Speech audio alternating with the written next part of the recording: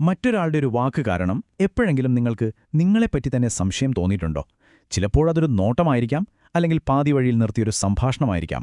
അതുമതി നമ്മുടെ മനസ്സിന്റെ കൺട്രോൾ മൊത്തത്തിലങ്ങ് പോകാൻ. അപ്പോൾ ഈ കാണാൻ പറ്റാത്ത ചരടുകൾക്ക് പിന്നിലുള്ള 4 ഡാർക്ക് സൈക്കോളജി രഹസ്യങ്ങളിലേക്ക് നമുക്കൊന്ന് ഇറങ്ങിച്ചെല്ലാം. നിങ്ങളുടെ മനസ്സ് വേറൊരാളുടെ റിമോട്ട് കൺട്രോളിലാണോന്ന് ചോദിച്ചാൽ കേൾക്കുമ്പോൾ കുറച്ച് ഓവറായിട്ട് തോന്നാല്ലേ? പക്ഷേ ഒന്ന് ആലോചിച്ച് നോക്കൂ. ചിലരുടെ പെരുമാറ്റം കാരണം നമ്മൾ ആടെ കൺഫ്യൂഷനിലാവില്ലേ? പ്രശ്നം എന്റേതാണോ അതോ അവരുടേതാണോ എന്നൊരു സംശയത്തിൽ നമ്മളിങ്ങനെ പെട്ടുപോകും. അപ്പോൾ ഈ ചോദ്യത്തിനുള്ള ഉത്തരം നമുക്കിന്ന് കണ്ടുപിടിക്കാം. ഓക്കെ, അപ്പോൾ ഇന്ന് നമ്മൾ നോക്കാൻ പോകുന്നത് 4 പ്രധാന കാര്യങ്ങളാണ്. പൂർത്തിയാക്കാത്ത കാര്യങ്ങൾ എങ്ങനെ നമ്മളെ കുടുക്കുന്നോ, അതുപോലെ വാക്കുകളുടെ അർത്ഥം തന്നെ ഇല്ലാതാക്കുന്ന ചില ടെക്നിക്കുകൾ വരെ നമ്മൾ സംസാരിക്കും. ഈ അറിവ് ശരിക്കും പറഞ്ഞാൽ ഒരു ആയുധം പോലെയാണ് മറ്റുള്ളവരുടെ കൺട്രോളിൽ നിന്ന് രക്ഷപ്പെടാൻ. വലിയ വലിയ ബിസിനസ്സുകാര്, സോഷ്യൽ മീഡിയ ഇൻഫ്ലുവൻസേഴ്സ്, എന്തിന് നമ്മുടെ ഏറ്റവും അടുത്ത ബന്ധങ്ങളിലുള്ള ചില ആളുകൾ പോലും നമ്മളറിയാതെ നമ്മളെ കൺട്രോൾ ചെയ്യാൻ ഉപയോഗിക്കുന്ന ചില സൈക്കോളജിക്കൽ ട്രിക്കുകളുണ്ട്. അങ്ങനെയുള്ള 4 പവർഫുൾ ടെക്നിക്കുകളെക്കുറിച്ചാണ് നമ്മൾ സംസാരിക്കാൻ പോകുന്നത്. ഈ കാണാച്ചരടുകൾ ആദ്യം തിരിച്ചറിയുക എന്നുള്ളതാണ് ഏറ്റവും പ്രധാനപ്പെട്ട കാര്യം. ഓക്കെ, അപ്പോൾ നമ്മുടെ ആദ്യത്തെ രഹസ്യം, ഇതിൻ്റെ പേര് സെഗാർനിക് ഇഫക്റ്റ് എന്നാണ്. ബ്ലൂമ സെഗാർനിക് എന്നൊരു സൈക്കോളജിസ്റ്റിൻ്റെ പേരിലാണ് ഇതറിയപ്പെടുന്നത്. ഇതെന്താ സംഭവം എന്ന് വെച്ചാൽ, നമ്മുടെ ബ്രെയിനിന് തന്നെ ഒരു പ്രത്യേകതയെ മുതലെടുക്കുന്ന ഒരു ടെക്നിക്കാണിത്. സിമ്പിളായിട്ട് പറഞ്ഞാൽ, നമ്മളൊരു സിനിമയോ സീരീസോ ക്ലൈമാക്സിൽ നിർത്തിയാൽ എങ്ങനെയിരിക്കും? ബാക്കി അറിയാനൊരു വെപ്രാളുണ്ടാവില്ലേ? അതുതന്നെയാണ് സംഭവം.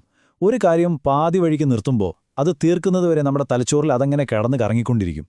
ഒരുതരം മെന്റൽ ടെൻഷൻ. ഈ ടെൻഷനാണ് ഇവിടെ പലരും ഒരു ആയുധമായിട്ട് ഉപയോഗിക്കുന്നത്. ഇതൊരു ആയുധമാക്കുന്നത് എങ്ങനെയെന്നോ, ഒരാൾ നിങ്ങളോട് വന്നിട്ട് എനിക്ക് നിന്നോടൊരു പ്രധാനപ്പെട്ട കാര്യം പറയാനുണ്ട്, അയ്യോ വേണ്ട ഇപ്പോഴല്ല എന്ന് പറഞ്ഞു പോയാലോ, അതോടെ തീർന്നു. നമ്മുടെ മനസ്സിൽ അതൊരു തുറന്ന ലൂപ്പായി മാറും. അവരെപ്പറ്റി, അവർ പറയാൻ വന്ന കാര്യത്തെപ്പറ്റി നമ്മൾ വീണ്ടും വീണ്ടും ചിന്തിക്കും.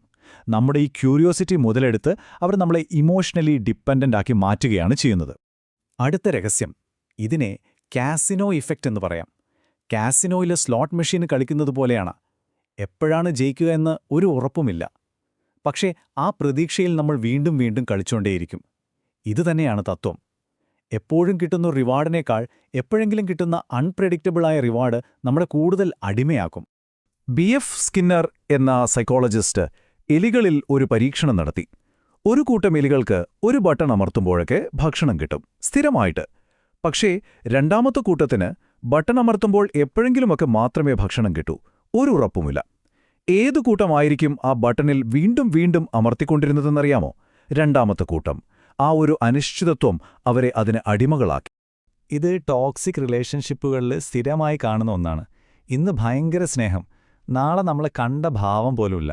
ഈ ഹോട്ട് ആൻഡ് കോൾഡ് പെരുമാറ്റം നമ്മുടെ ബ്രെയിനിലെ ഡോപ്പമിൻ ലെവൽ അങ്ങ് കൂട്ടും. ആ നല്ല പെരുമാറ്റം വീണ്ടും കിട്ടാൻ വേണ്ടി നമ്മൾ എന്തിനും തയ്യാറാവും. ആ ഒരു സ്നേഹത്തിനു വേണ്ടി എത്ര വലിയ അവഗണനയും സഹിക്കാൻ നമ്മൾ റെഡിയാവും. ശരിക്കും പറഞ്ഞാൽ ഇതൊരു കെണിയാണ്. അടുത്തത് കുറച്ചുകൂടി സൂക്ഷ്മമായൊരു ടെക്നിക്കാണ്.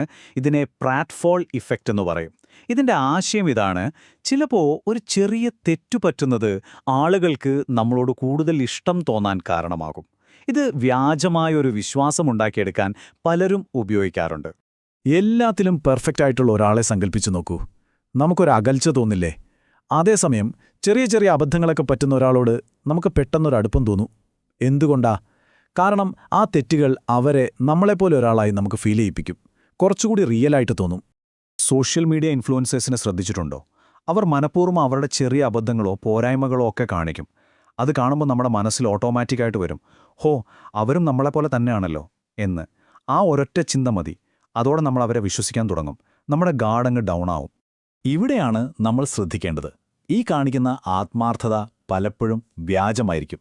അവരുടെ ഒരു പ്രോഡക്റ്റ് വിൽക്കാനോ അല്ലെങ്കിൽ ഒരു ഐഡിയ നമ്മുടെ തലയിൽ കയറ്റാനോ ഉള്ള ഒരു തന്ത്രം മാത്രമായിരിക്കും ഇത്. അതുകൊണ്ട് ഈ ഫേക്ക് ഓതന്റിസിറ്റി എപ്പോഴും സൂക്ഷിക്കുക.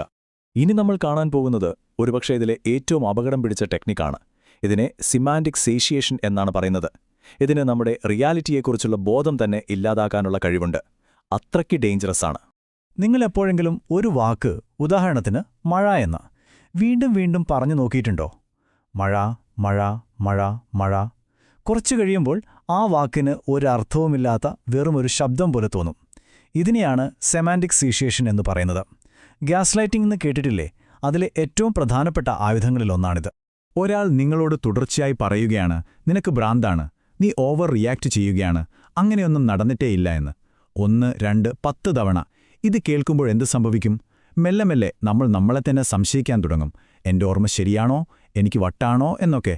ഇങ്ങനെ വാക്കുകൾ ആവർത്തിച്ച് നമ്മുടെ റിയാലിറ്റി തന്നെ ഇല്ലാതാക്കാൻ പറ്റും. പക്ഷെ പേടിക്കേണ്ട ആവശ്യമില്ല. കാരണം ഈ ടെക്നിക്കുകളെക്കുറിച്ചുള്ള അറിവ് തന്നെയാണ് അതിനെതിരെയുള്ള ഏറ്റവും വലിയ ആയുധം. ഇവ എങ്ങനെയാണ് വർക്ക് ചെയ്യുന്നത് എന്ന് മനസ്സിലാക്കിയാൽ തന്നെ നമുക്ക് നമ്മളെ സംരക്ഷിക്കാൻ പറ്റും. അപ്പോൾ എങ്ങനെ പ്രതിരോധിക്കാം? ആദ്യം തന്നെ ഈ പാറ്റേൺ തിരിച്ചറിയുക. ഒരാൾ നിങ്ങളോട് ഇത് ചെയ്യുമ്പോൾ ആഹാ ഇതാണല്ലേ സംഭവം എന്ന് മനസ്സിലാക്കുക.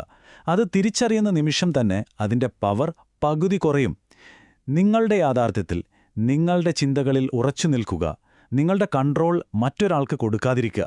എപ്പോഴും ഓർക്കുക, നിങ്ങളുടെ മനസ്സ് മറ്റൊരാൾക്ക് കളിക്കാനുള്ള റിമോട്ട് കൺട്രോൾ അല്ല. നിങ്ങളുടെ ചിന്തകളും വികാരങ്ങളും നിങ്ങളുടേത് മാത്രമാണ്. അതിനെ കൺട്രോൾ ചെയ്യാനുള്ള അവകാശം വേറൊരാൾക്കും കൊടുക്കരുത്. അപ്പോൾ ഈ രഹസ്യങ്ങളൊക്കെയും നമ്മൾ അറിഞ്ഞുകഴിഞ്ഞു. ഇനി നിങ്ങളൊന്ന് ആലോചിച്ചു നോക്കൂ, ഈ പറഞ്ഞ ടെക്നിക്കുകളിൽ ഏതെങ്കിലും ആരെങ്കിലും നിങ്ങളിൽ പ്രയോഗിക്കുന്നുണ്ടോ? ഒരു നിമിഷം നിങ്ങളുടെ ബന്ധങ്ങളെയും ജീവിതത്തിലെ ആളുകളെയും കുറിച്ച് ചിന്തിക്കുക. ചിലപ്പോൾ ഈ അറിവ് പുതിയ ചില തിരിച്ചറിവുകൾ നൽകിയേക്കാം.